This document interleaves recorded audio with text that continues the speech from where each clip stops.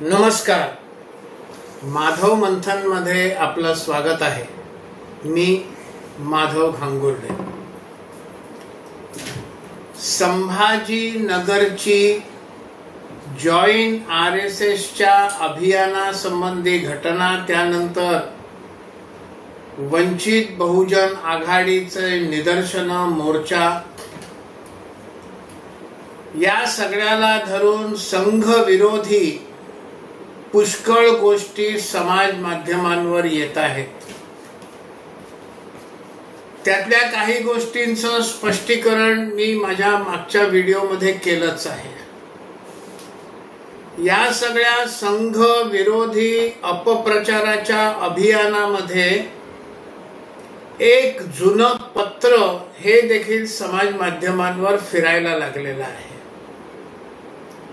हे जे पत्र आहे ते जानेवारी 1948 मध्ये पंजाबमध्ये कुठेतरी राष्ट्रध्वजाचा अपमान केल्याची एक तक्रार आणि त्याचं एक पत्र, या संबंधी ही पोस्ट फिरते, हे पत्र फिरत आहे. हे पत्र आपल्याला स्क्रीनवर दिसत आहे. त्या पत्राचा मजकूर पूर्ण सांगत नाही, कारण तो स्क्रीनवर आपल्याला दिसतोय, आपण ते वाचू शकता. पण थोडक्यामध्ये सांगायचं तर त्याच्यामध्ये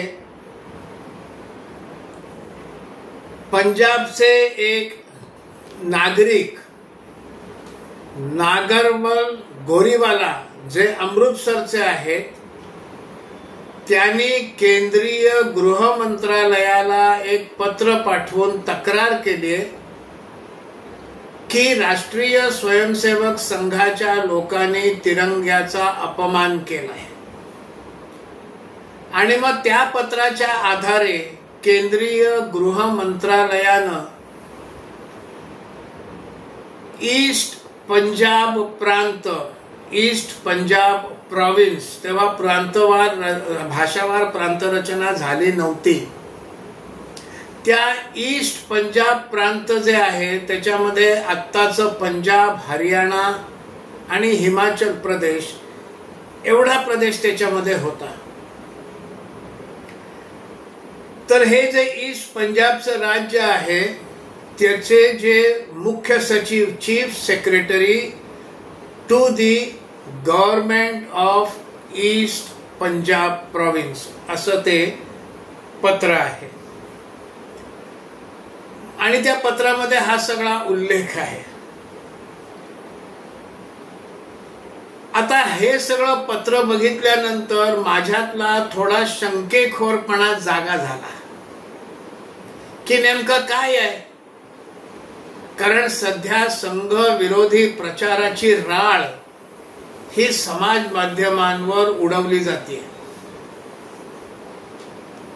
मग त्याचाच हा भाग आहे का, हे बघावं म्हणून मी या पत्रामध्ये बारकाईनं पाहायला सुरुवात केली.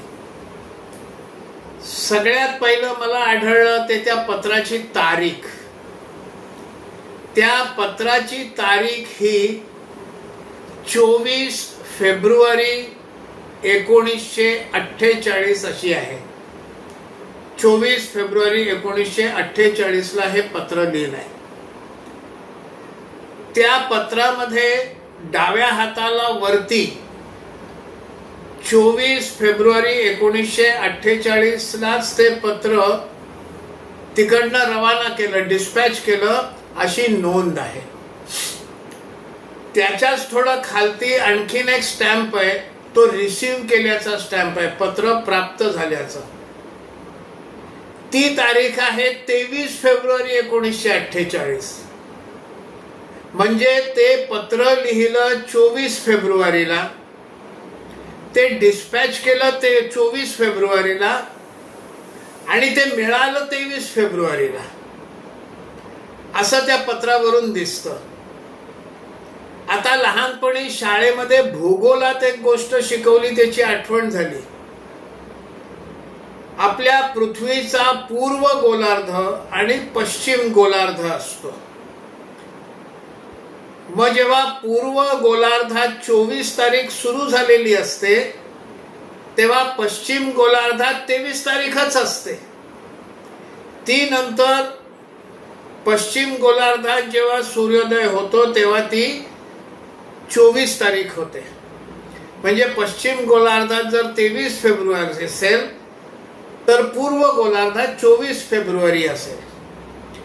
मग असं झालं का की पत्र 24 फेब्रुवारीला पूर्व गोलार्धात न पाठवलं आणि ते लगेच पश्चिम गोलार्धात आलं, त्यामुळे ती रिसीव्ह केल्याची तारीख ही 23 झाली. तसं तर झालेलं नाही. ते पत्र दिल्लीहून पाठवलेलं आहे, पंजाबमध्ये पाठवलंय, त्यामुळे तारीख एकच असायला पाहिजे त्याही दिवशी.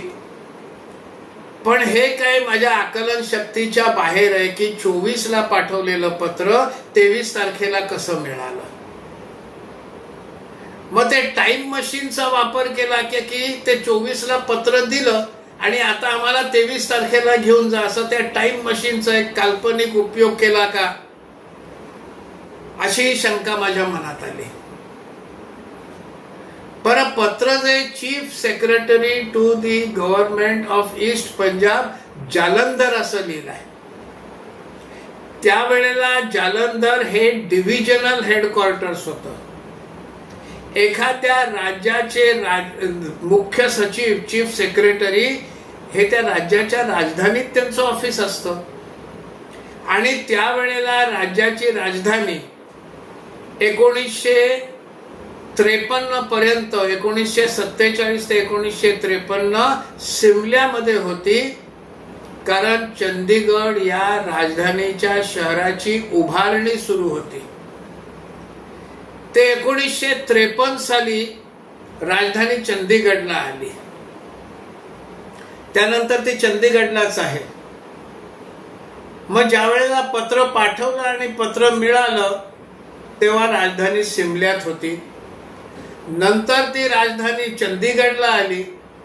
पण मग ते पत्रामध्ये chief secretary to the government of East Punjab Jalandhar असं का लिहिलंय हे मात्र काही लक्षात येत नाही. असा एक तारखेचा घोळ, जागा चुकीची, सिमलाही नाही, चंदीगडही नाही, एकदम जालंधर. काय संदर्भ आहे त्याचा? नंतर त्या पत्रामध्ये पुढे असं म्हटलंय की या पत्राबरोबर तो जो फाटलेला राष्ट्रध्वज आहे तो देखील आम्ही पुढे पाठवतो आणि याची चौकशी करा.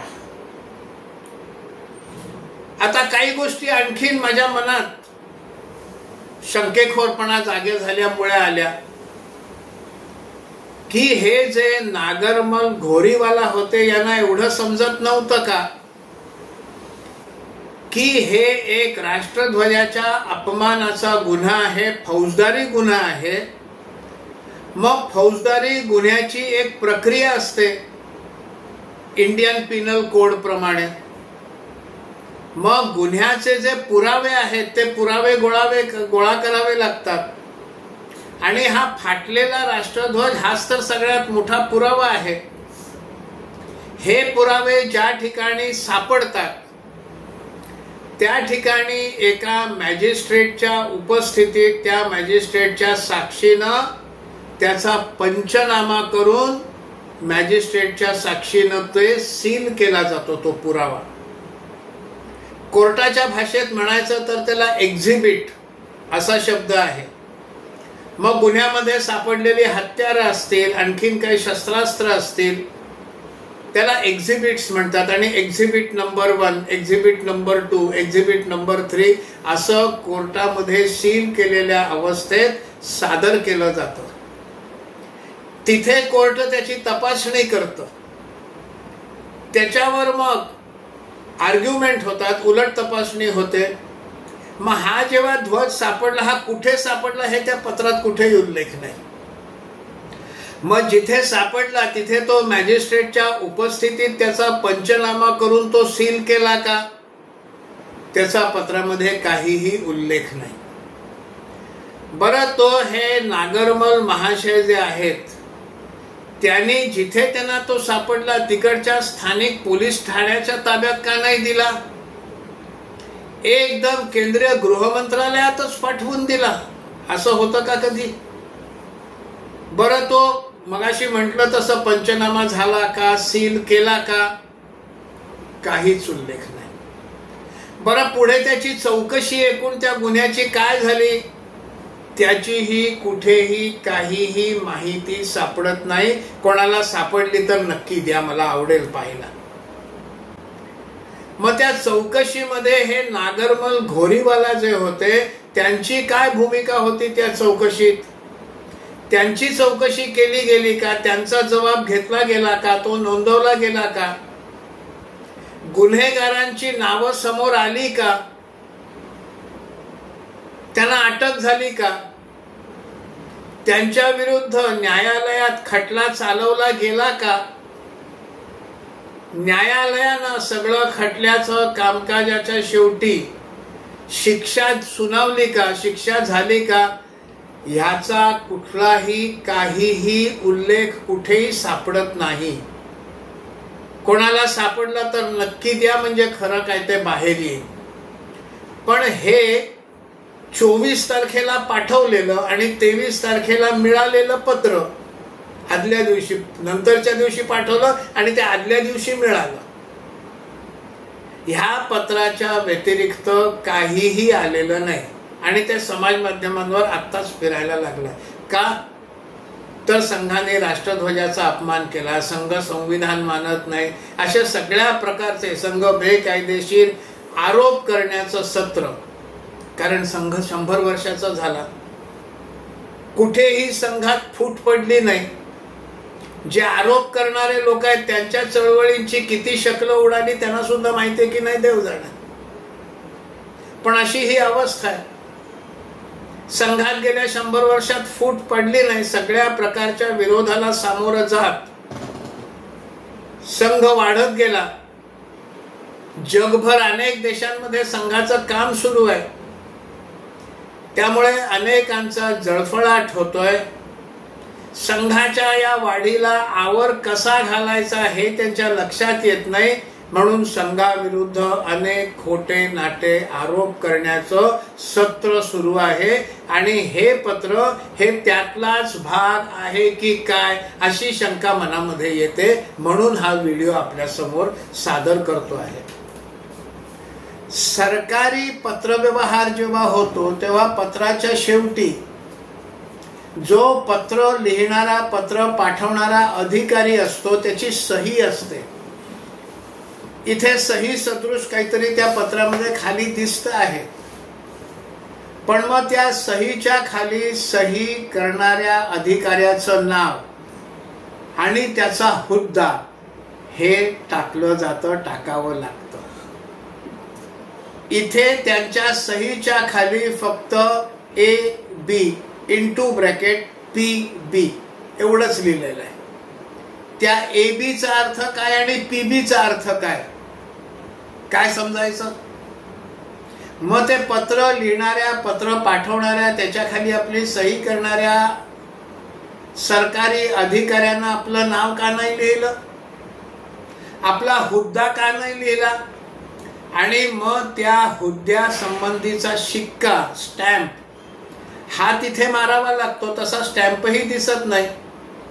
कारण एकूणच हे पत्र हे या सगळ्यामुळे एक शंकेला मोठा वाव देतं.